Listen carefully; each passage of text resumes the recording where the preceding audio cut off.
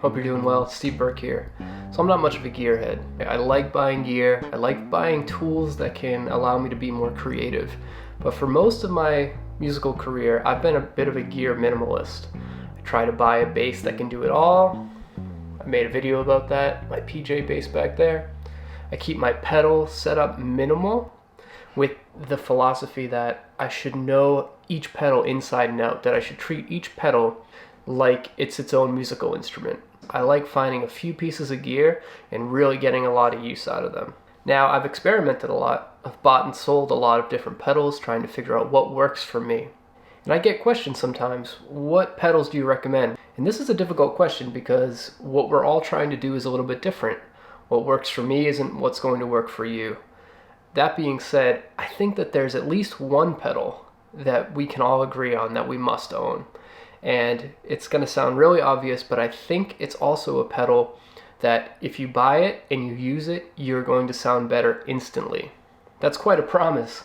So I'm saying that you can buy a pedal and it will make you sound better instantly. And that pedal is this.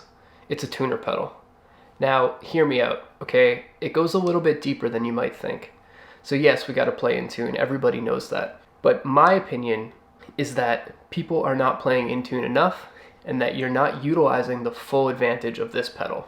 If there's any debate between something like this, which is a clip-on tuner, and this, which is a pedal tuner, for electric bass players, it's my opinion that this wipes the floor with this, and that this shouldn't really be used by serious bass players on stage. And here's why. When you're on stage, every sound that you make is obviously amplified. Every time you touch your instrument, the entire room hears it. You have to be very careful about preserving the on-stage vibe. You have to be careful about preserving the flow of the group. So the real benefit of this is that you can click it on and it mutes your bass. With this, it doesn't mute you. You have to touch your volume, which is a problem if you're playing through a PA system.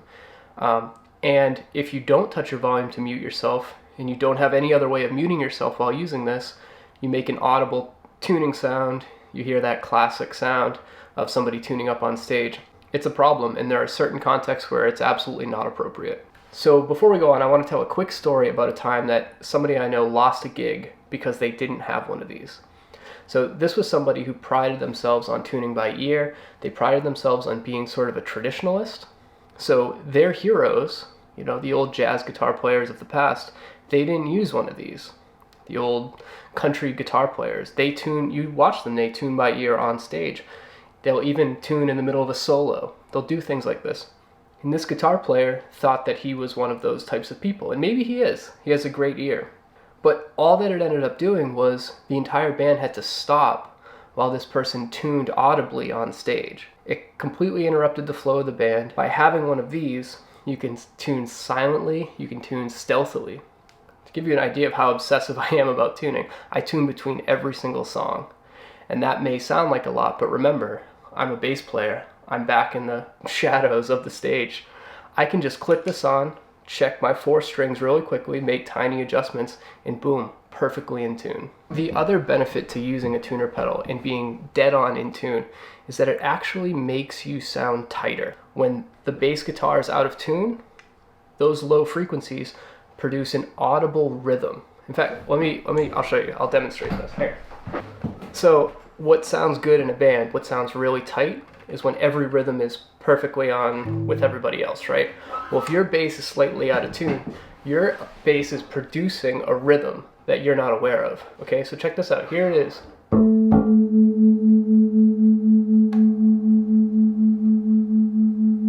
And here's the thing too. The closer you are to being in pitch, the more dramatic that rhythm is.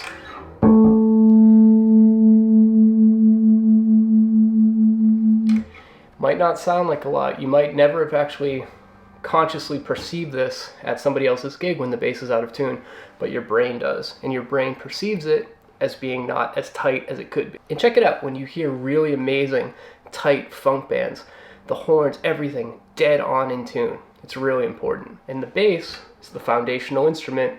If that's not in tune, everything is out of tune.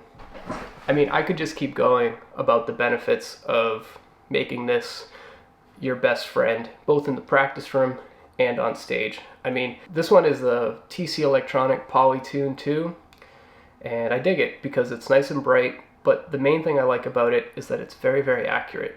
It has a strobe tuner function, so I use this to intonate all my instruments. And you need a good quality tuner in order to intonate your instruments, so if you're somebody who really wants to be in tune, if you want your instrument to sound its best, you should learn to intonate it. It's not hard, and this is a tool that can help you intonate.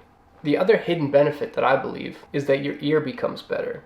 Because if your instrument is consistently in tune, then anytime it's not, or anytime something is off in the group, you're the one who can perceive it. So that's it. I could make a whole video talking about just this pedal. But there's another pedal that I think you can get, and it will make you sound better in very specific ways.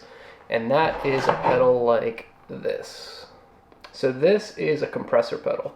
This one is made by Dark Glass. It's kind of an expensive one, but you don't necessarily need one that's this expensive.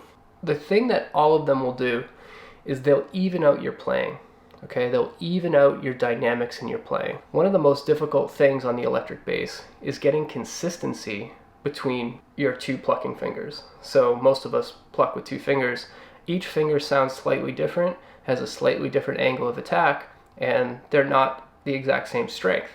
So as a result, when you play with two fingers, you have to do a lot of work to develop your technique to the point where playing with two fingers sounds dead even across both of them. I believe that work is crucial. I don't think there's any pedal that you can buy that will replace really developing consistency in your right hand. But if you're playing certain styles of music where you really need that consistency, such as funk music, disco music, a lot of pop music, something like this can really be a good friend. Now, the other scenario where these make a huge difference is in slap. And if you listen to a lot of your favorite slap players, once you start to hear what compression sounds like, you'll recognize it in almost everybody who slaps. You'll recognize it in almost everybody who plays really fast fingerstyle funk. Not everybody. There's some old school guys who don't use it, but it's such a common recording technique, and now it's such a common stage pedal, gigging pedal, that a lot of people are using it, and when you hear it instantly. So here's my whole take on the compressor pedal. It's something that you should absolutely get to know, either compression in a pedal or in a DAW. It's vital to know it if you're doing recording and you're in charge of your own recording sound. But I think that there are some drawbacks to using it too much, and I really take a less is more approach to it, and here's why. So there are some really great bass players, some of my heroes, people that I've learned a lot from, who disagree with this statement. But I believe that you shouldn't use this in the practice room. And the reason why is related to what I mentioned earlier about it covering up your flaws. If you're always using this, you're never really hearing what your unadulterated sound is. You're never hearing what your unaffected sound truly is. And as a result, there are some consistency things in your playing that you're not developing that you would develop just by awareness of it. And this can smooth those things over. Again, consistency between the two fingers. Even practicing slap, I think you shouldn't do with this. Even though this will make your slap sound, if you can already slap, this will make your slap sound way better, in my opinion. You should still practice without it, because you want to get as close to even as possible with your slap sounds and not rely on the pedal to just squash everything to make you sound nice and even. So it's my opinion that you shouldn't practice with this. I think it limits your dynamic range. I think it limits your technique development, but I think that it's a valuable tool on gigs, and I gig with it. But again, less is more. So that's it. I could make a video talking about, other kind of must-have pedals for a modern bass player. We could talk about the Boss OC2, could talk about, different delay pedals that I like to use. But I think that these two pedals are very easy to recommend for everybody, especially this one. If you don't have a tuner pedal, I highly recommend it. Highly, highly recommend it. If you don't have a compressor, that's okay, but maybe down the line, consider picking a cheap one up, experiment with it, try to see what it can do for your sound, especially in specific gigging scenarios. So I hope this video was useful for you. If it was, make sure you subscribe, like, comment, and please let me know what you think in the comments. I'd love to hear from you. All right, see you in the next one. Thanks.